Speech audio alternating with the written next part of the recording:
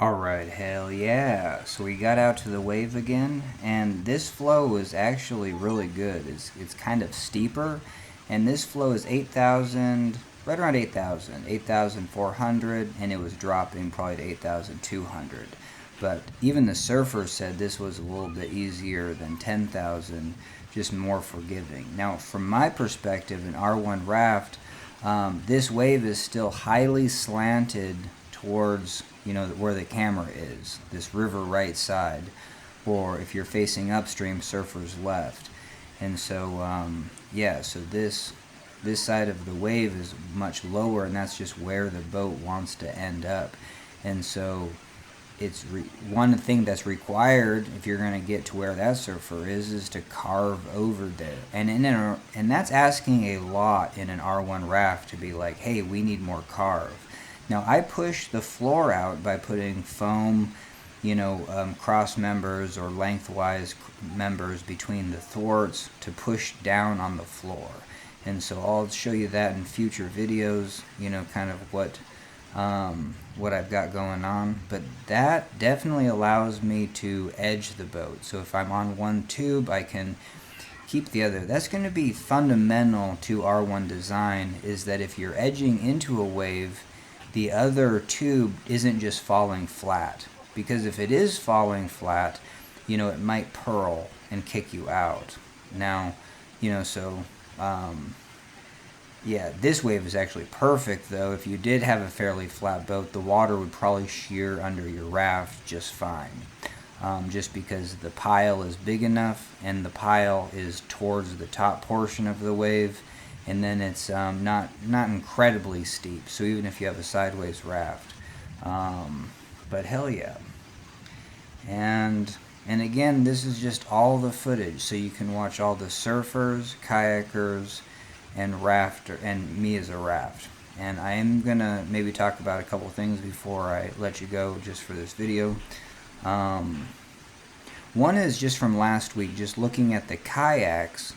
They're able to straight surf because their stern is narrower and lower volume, and even though a kayaker sits in the middle of the boat, if they do lean back onto that stern will dive into the water and act as that's really interesting and I should just finish my sentence. It acts like a keel, and it's not a keel that sticks into the water, but because you have water on both sides of that stern, it does, and its lower volume, it does set into the wave. So even just right here, and I'm so glad that I was even able to catch that.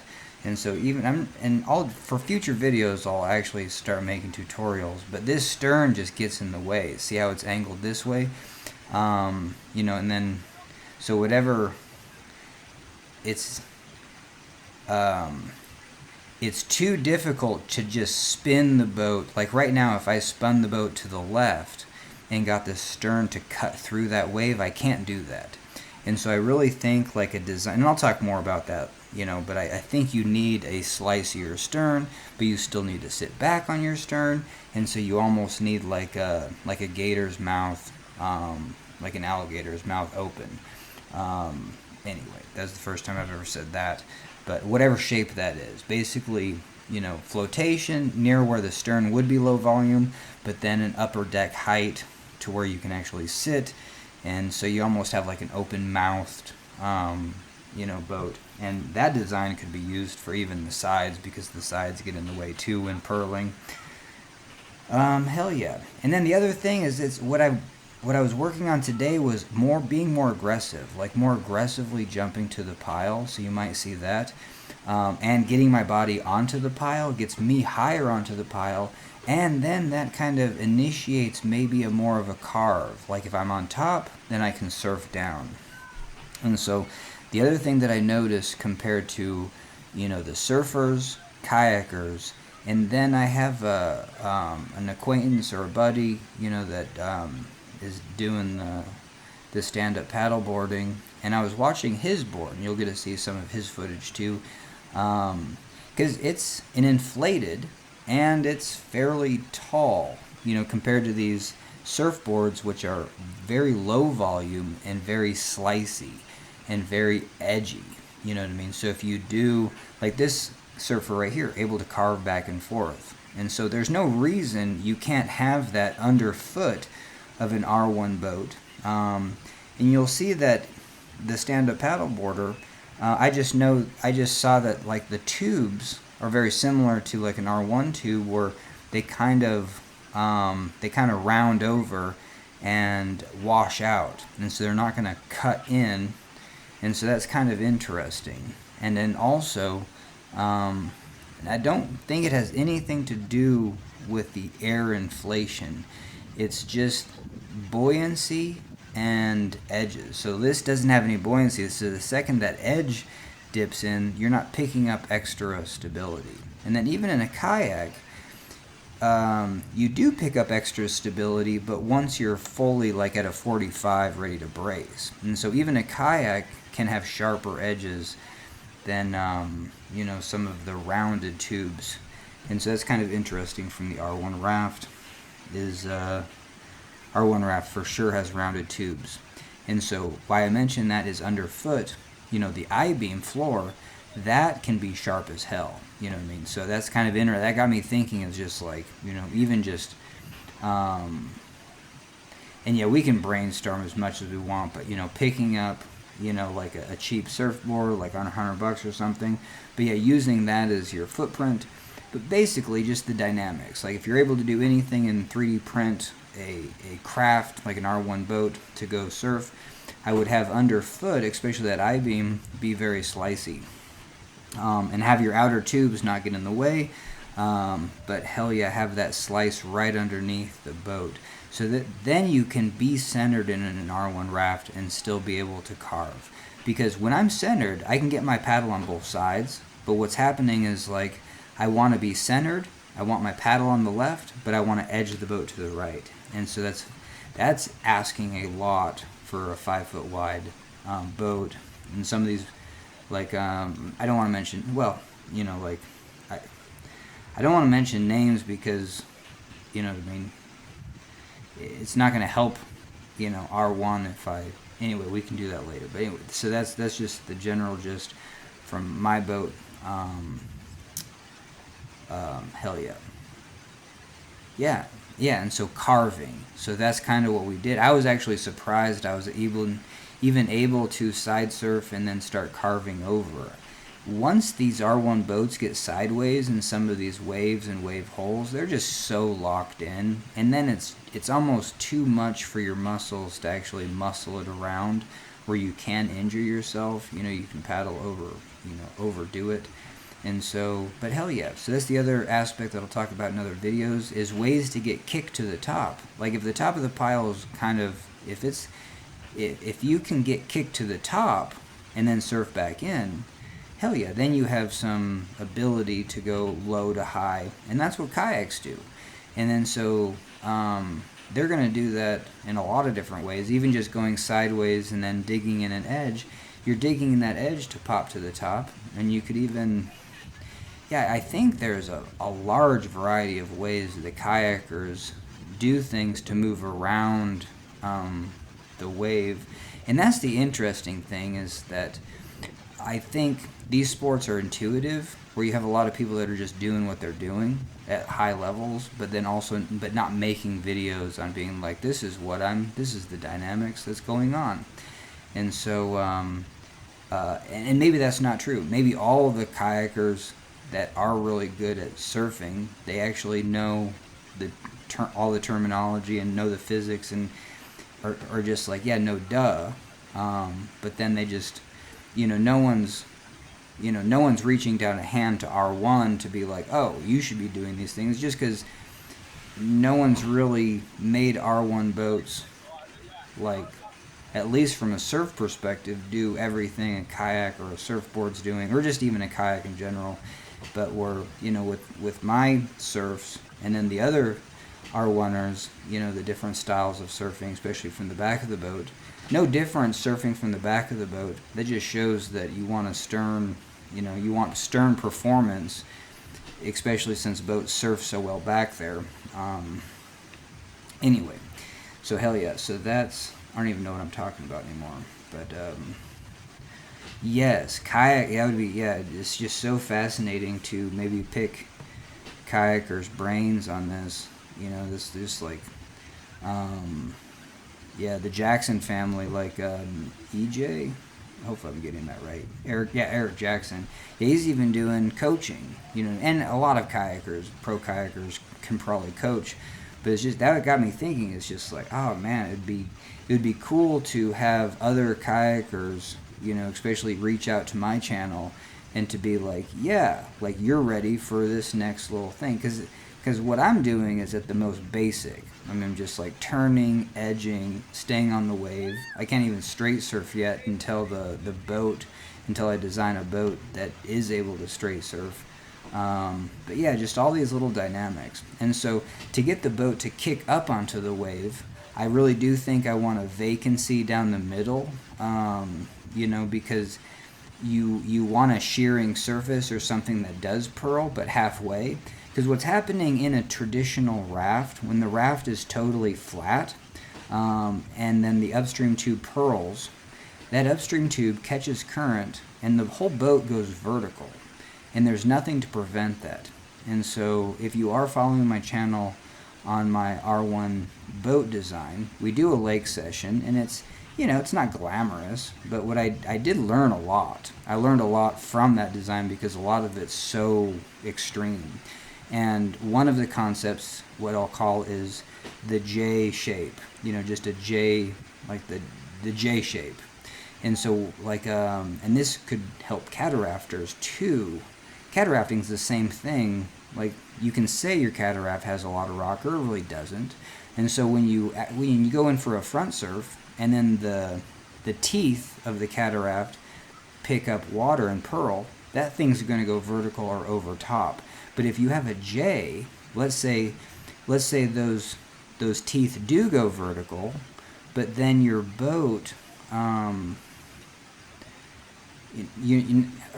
would be a reverse J, honestly. But yeah. So without figuring out what I'm even talking about, but there's elements there where if something purls, then it's gonna bite and go vertical. Yeah, I apologize, because it's almost like my designs are even worse. Like, if it does bite, you are flipping, because they're fully rockered sideways and stuff. But that was kind of interesting. There's this idea that if you do have something bite in, then potentially when that releases, your boat's not totally vertical and ready for a flip. I think more practically, though, on that topic, is to not have the boat bite and purl on the upstream tube, have the boat bite and purl mid-boat, underneath the boat. And how you do that is by, just even in a round boat, getting rid of that middle I-beam. Actually having a vacancy of 6 to 8 inches, because that's going to be a shearing surface. Sideways, it's going to pick up water. And there's no difference between that than a cataraft. Just having a much wider gap between the two boats. And in a cataraft sideways also has the extra benefit of the one tube. If it does purl, it's almost like it's not connected to the other tube. They're almost like two independent boats sideways, and so you do get extra benefit there. When the water purls on that upstream tube, it just goes up and over that, and it doesn't, the dynamics don't feed directly into the other tube as a round boat. So hell yeah. Oh, this is the stand-up paddle boarder. Now what I just noticed on this board is just very fast, just very almost squirrely in a sense.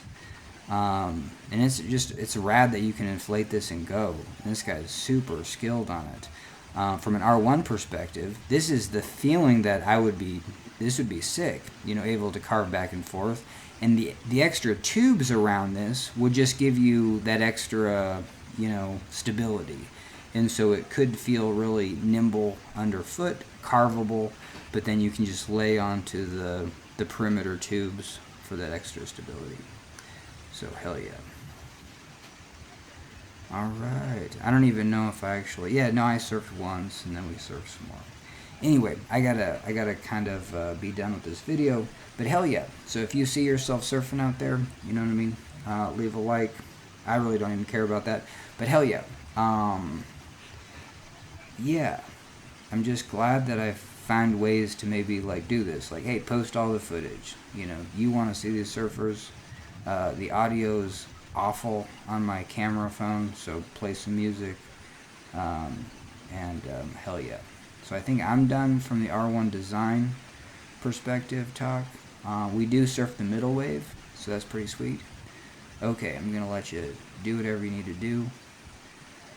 Yeah, so we surf the middle wave as well, and then at the end we come back to this wave. Alright, hell yeah.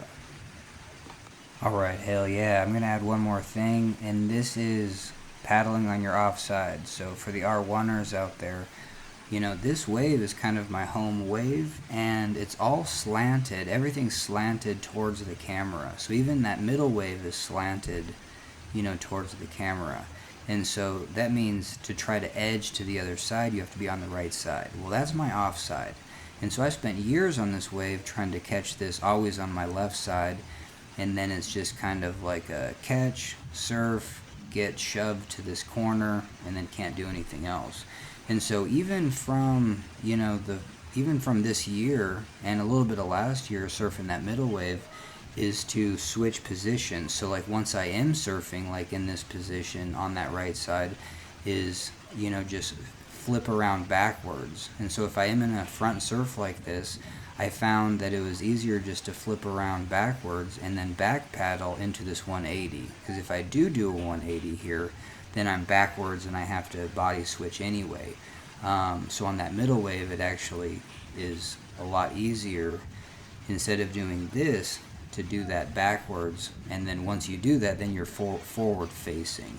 And so those are the things that I just never put any effort into, just because your offside in R1 is like, it's really difficult. You know what I mean? And so that's where I will try to do as many tutorials as I can, especially on that topic, just to be like, hey, when can I do offside paddling where it doesn't feel like garbage? Or because it almost feels like you're numb to it. You know what I mean? You like sitting on the offside is awkward, paddling is inefficient, but you can still, you know what I mean? Like, hey, take a couple pries, take a paddle stroke, take a couple pries, take a paddle stroke, you know, for even just getting any sort of momentum. I'll do a lot of tutorials, and I have before, on just sometimes you can just do forward strokes on your offside, especially when driving into an eddy where you don't have to have any correction stroke. And so, but hell yeah. So that's, and then so if you are, for all the other R1 wave surfers too, you know what I mean, you might be on your home wave, and it might be a wave that's actually suited to your offside. You know what I mean? And so if you do switch to your offside, it's going to be difficult, even just to do the basics, maybe even almost impossible to gain any forward momentum to even catch the wave, you know, from an eddy or whatever. But if you are able to, maybe the wave actually has better dynamics that, you know, kind of offset. So the difficulty of paddling your offside is offset by what the wave gains, like the wave is set up for your offside. And so always keep that in mind, and that's one reason to always have, like, I wish I worked on my offside earlier, and now it's like, heck yeah.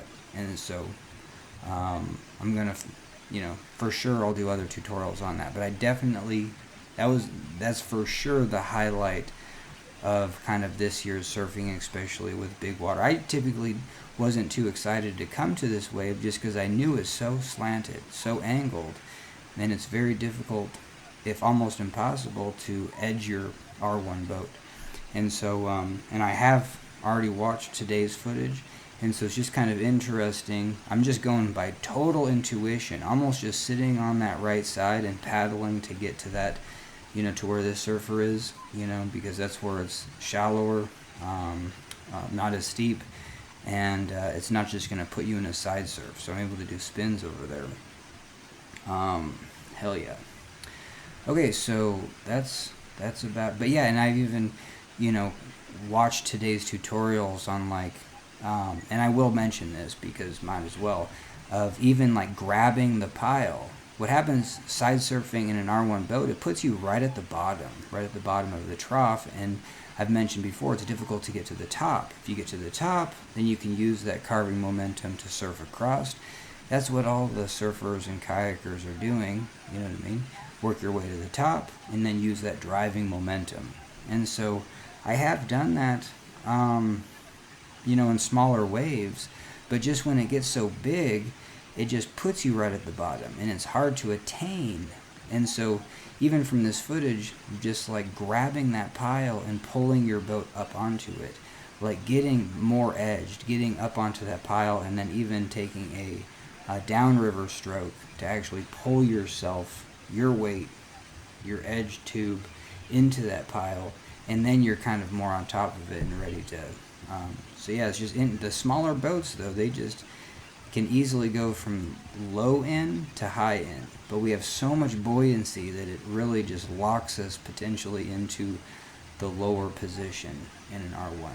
So I was watching that, and I'm sure there's just a lot of little easy things to do of just like, yeah, pull yourself up to the top of the pile with your paddle stroke, and that just makes sense, instead of just trying to have the sheer, because when you're locked in the bottom of the trough, you think the sheer of the water is going to carry you to the top, and not really. So that's where it's just like, yeah, that just made common sense to like take a downriver paddle stroke, where even like that surfer can just wait, turn the boat sideways, and then the boat just carves to the top of that wave. Where in an R1, again, there's so much buoyancy, it just finds the bottom of that trough. All right, so hopefully my commentary is at least entertaining, but we're going to be done. So hell yeah. So you got more video, you can watch all the footage. Like always, towards the end, when I get the camera back to this main wave, we missed a couple good surfs. Nothing too crazy, just, yeah, what felt like really awesome surfs is just more of the same, spinning off the center of that wave, being able to edge over into that wave, stuff like that. So anyway, all right, thanks for joining me. Booyah.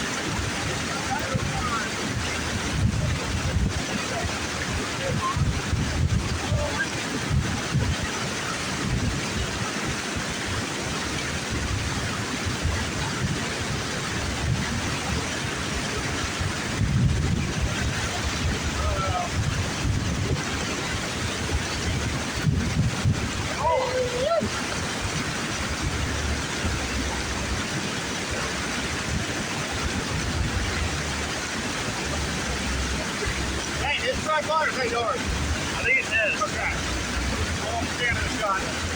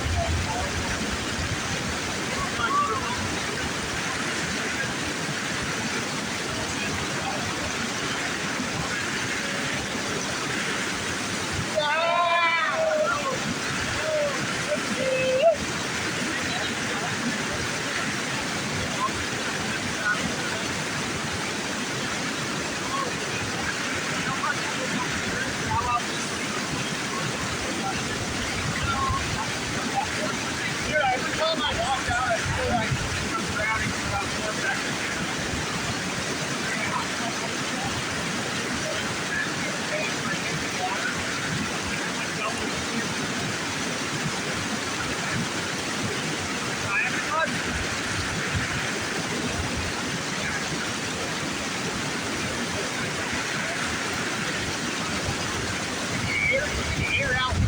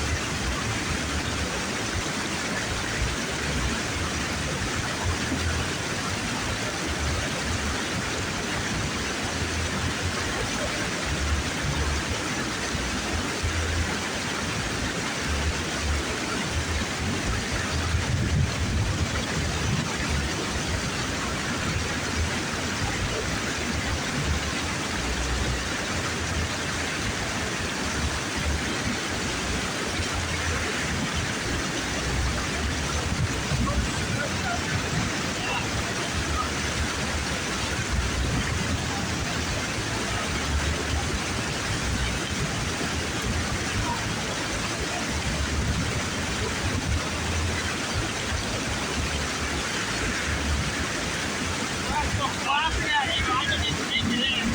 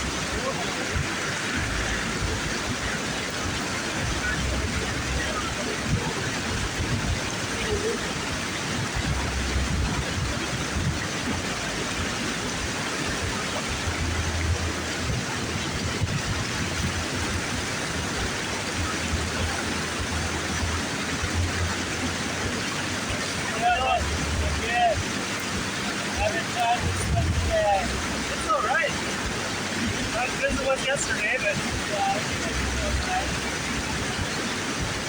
no hump of the face of it. There was a point where it was like second the highest day, and I was having trouble staying in unless I was just on the course. Yeah. But then the best day, it was great.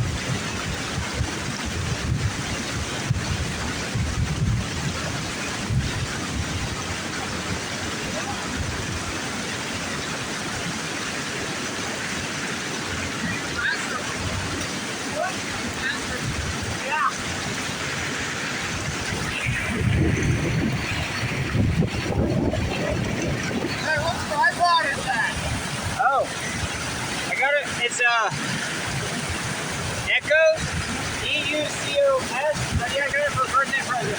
Like it? It looks nice. Yeah, it's pretty fast and heavy. Great. Heck yeah.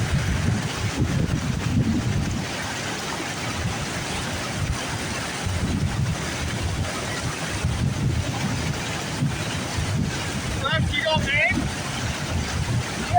Yeah, I might go main. Yeah, window down. Yeah.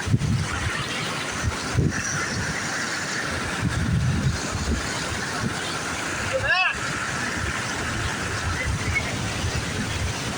Dude, the water's weird right now. It's like, for the size of the wave, it's really fast.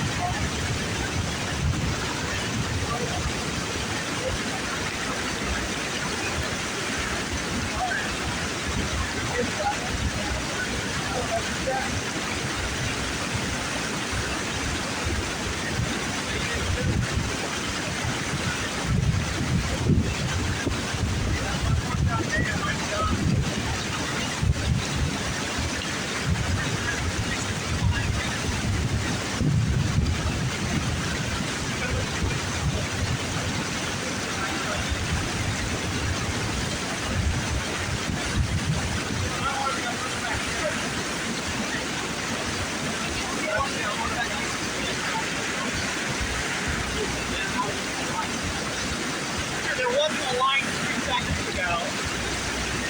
Yeah, now I lost my spot over here. Nice. I gotta go get place after this. Not really.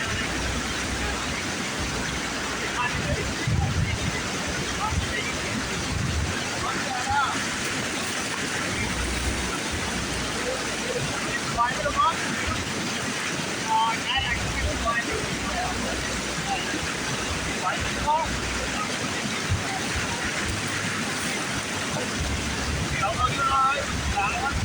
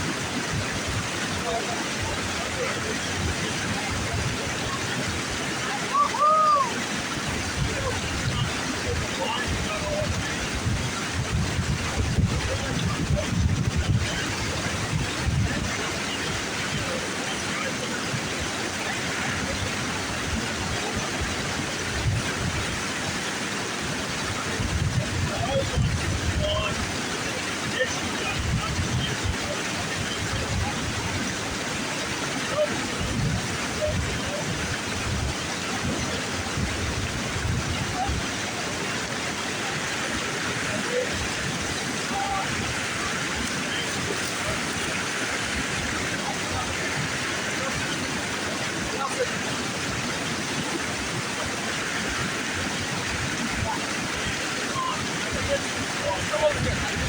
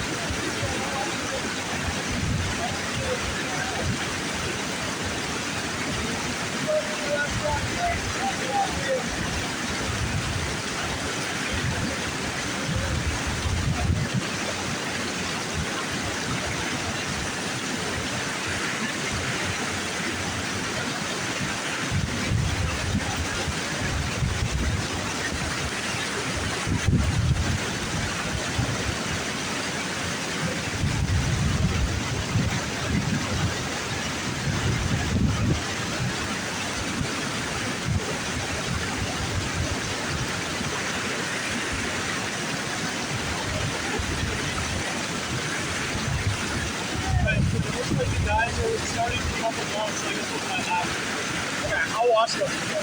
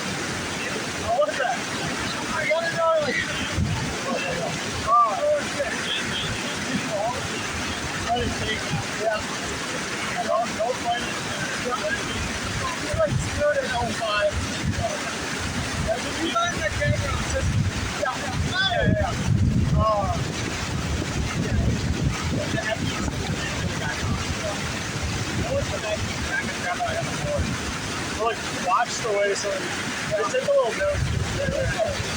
We like fight next time.